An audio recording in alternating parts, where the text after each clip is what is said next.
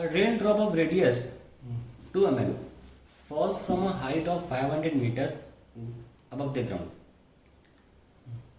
It falls with decreasing acceleration, obviously क्योंकि due to viscous resistance of air.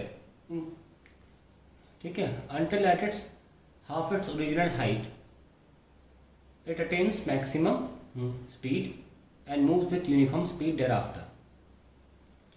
तो ये कहना क्या चाह रहा है कि जो पानी की बूंद है रेन ड्रॉप 2 mm वाली, ये 500 मीटर के ऊंचाई पर है और आधी दूरी तय करने के बाद इसकी वेलोसिटी अब और नहीं बढ़ती। अब ये गिर तो रही है ग्रेविटी में पर कांस्टेंट वेलोसिटी से। बड़ा अजीब लग रहा होगा सोच के कि ग्रेविटी में फिर गिर रही है पर कांस्टेंट वेलोसिटी से। ऐसा होता है जब आपका जो ग्रेविटी फोर्स है mg और ऊपर की तरफ का जो फोर्स है, एक्चुअली दो फोर्स लगते हैं। एक होता है अपथ्रस्ट और एक होता है विस्कस फोर्स। यहाँ अपथ्रस्ट को हम नज़रअंदाज कर रहे हैं क्योंकि जो पानी की बूंद है उसका साइज बहुत छोटा है। ठीक है, लगते दोनों हैं। जब ये तीन फोर्सेज एक दूसरे को बैलेंस कर लेते हैं तब बॉडी जो वेलोसिटी अटेन करती है इवन अंडर ग्रेविटी, उसको हम टर्मिनल वेलोसिटी बोलते हैं। केमिस्ट्री में आपने शायद ऑयल ड्रॉप एक्सपेरिमेंट पढ़ा मिलिकन का, तो उसमें आपने वर्ड सुना होगा टर्मिनल वेलोसिटी। उसमें भी यही होता है कि जो ऑयल ड्रॉप होती है वो ग्रेविटी का वेट एक फोर्स लग रहा होता है उसके ऊपर। ग्रेविटी खुद ही एक फोर्स है, ग्रेविटी लग रही होती है और इलेक्ट्रिक फील्ड की वजह से जो फोर्स है ऊपर लग रहा होता है। तो जो बूंद है वो गिर तो रही होती है पर कांस्टेंट स्पीड पे, और फाइनली एक पॉइंट के बाद वो अटक भी जाती है हवा में। एनीवेज, सो टर्मिनल स्पीड हमारे ऑयल ड्रॉप एक्सपेरिमेंट में भी, मिलिकन वाले एक्सपेरिमेंट में वर्ड आपने शायद सुना हो, जाता है मुझे याद है मिलिकन का जो एक्सपेरिमेंट है वो 11th क्लास में। खैर आगे बढ़ते हैं। तो टर्मिनल स्पीड, आई होप मैं समझाने में सफल हो पाया कि टर्मिनल स्पीड क्या है। Even they moving under gravity but your speed is constant and that is because of the net force becoming zero. पूछा क्या जा रहा है, and moves with uniform speed thereafter. पहला क्वेश्चन है, what is the work done by gravitational force on drop in the first and second half of its journey. 500 metre की height है और जो फर्स्ट हाफ है वो 250 मीटर का होगा और जो सेकंड हाफ है वो भी 250 मीटर का होगा। पर पूछा क्या है, बाय द ग्रेविटेशनल फोर्स। देखिए इस क्वेश्चन में एक खास बात है, गुमराह करने वाली चीज़ है। पहले 250 मीटर तो कह रहे हैं कि एक्सेलरेट कर रही है बॉडी, और धीरे धीरे क्या होता है कि वो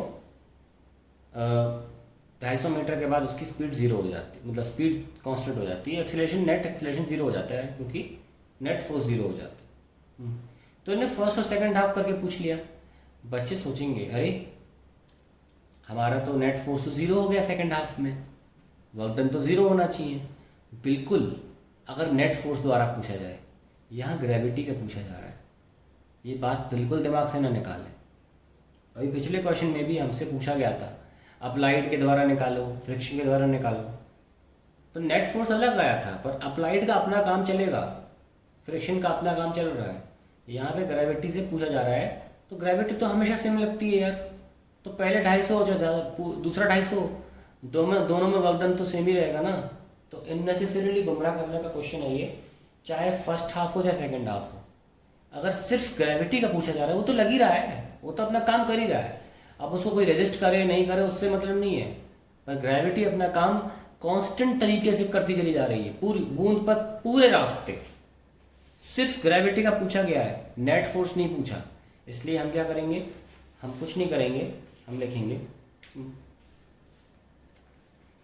since G is same throughout,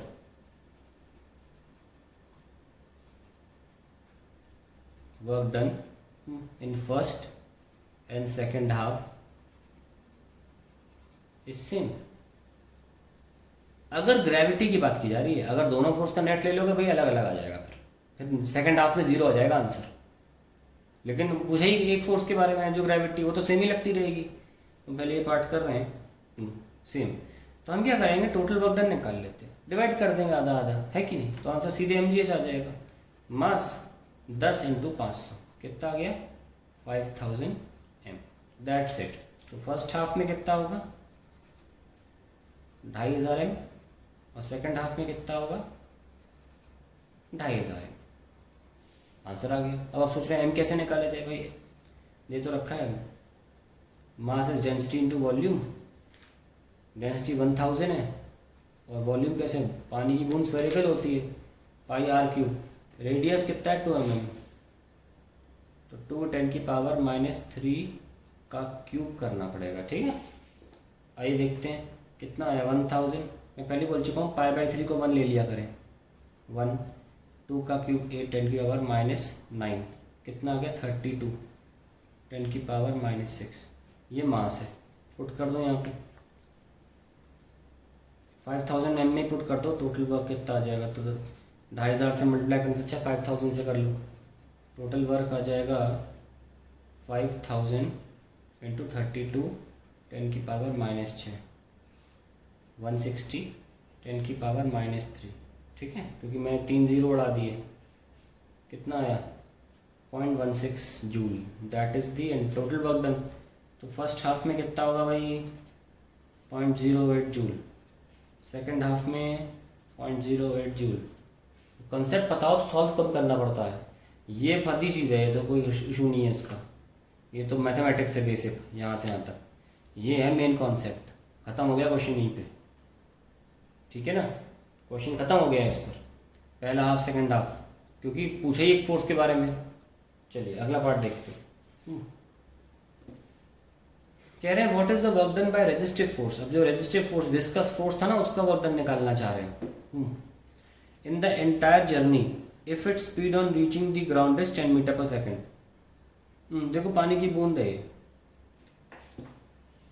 ये यहाँ पे ठप करके गिरी, कितनी स्पीड पे 10 मीटर/सेकेंड। According to conservation of energy COE, ये जहाँ पे थी यहाँ पोटेंशियल एनर्जी थी, पोटेंशियल एनर्जी कन्वर्ट किस में हुई, रेजिस्टिव फोर्स द्वारा वर्क डन में,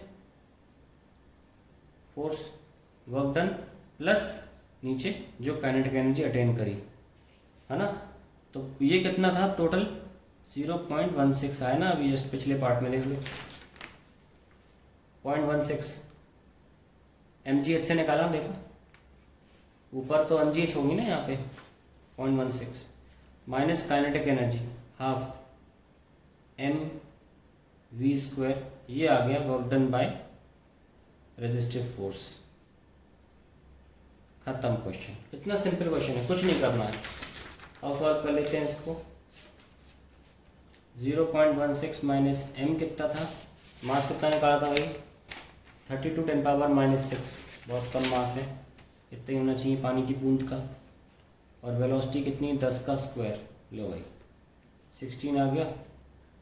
0.16 माइनस 16 10⁻⁻4, 0.16 माइनस 0.0016, ऑलमोस्ट ना के बराबर विस्कस फोर्स लगाकर सॉल्व तो करना पड़ेगा। कितना करें 0.16 1 2 लगा लिया, 0.0016 कितना आया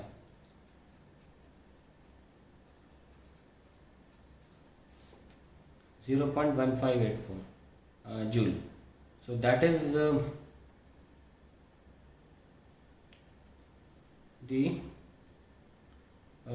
work done by viscous force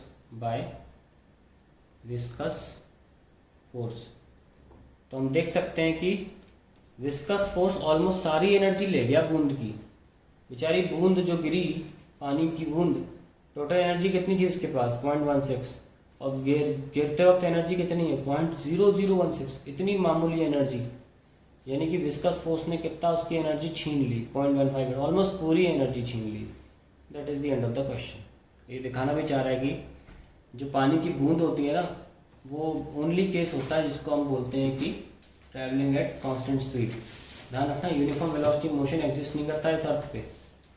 uniform velocity motion बहुत मुश्किल से मिलता है, कंडीशंस होती है जब मिलता है। आप ऐसे अटेंड नहीं कर सकते, आप 40 की स्पीड पे गाड़ी लगातार नहीं चला सकते, वो या तो 39 पॉइंट समथिंग होगा या 41 पॉइंट समथिंग होगा, 40 पॉइंट समथिंग। तो falling of a raindrop is a very good example of uniform velocity motion, you can see that also.